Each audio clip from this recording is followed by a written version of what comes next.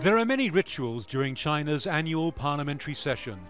Answering approved questions from the foreign and local media is one of them. On Wednesday, it was the turn of Foreign Minister Wang Yi. His strongest comments were about what he called the looming crisis on the Korean peninsula and the growing risk of war there.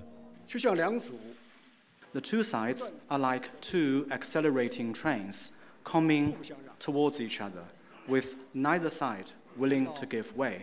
The question is, are the two sides really ready for a head-on collision? Keeping the metaphor going, he said China's priority was to flash the red light and apply the brakes. The foreign minister called on North Korea to suspend its missile tests. In return, South Korea and the United States should stop carrying out joint military exercises which so infuriate the North. And Wang once again warned South Korea's government to abandon the US-made THAAD missile defense shield, parts of which have already arrived in the country. The system's powerful radar made it a strategic security threat to China, he said. It's not the way neighbors should behave to each other, and it may very well make the ROK less secure.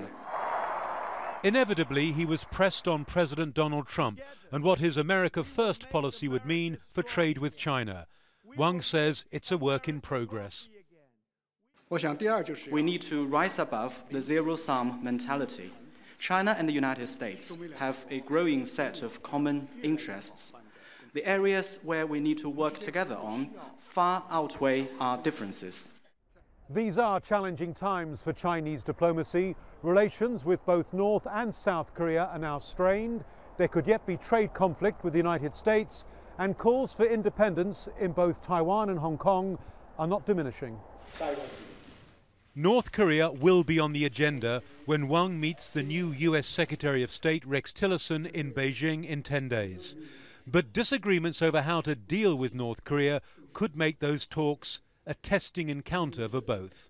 Adrian, Al Jazeera, Beijing.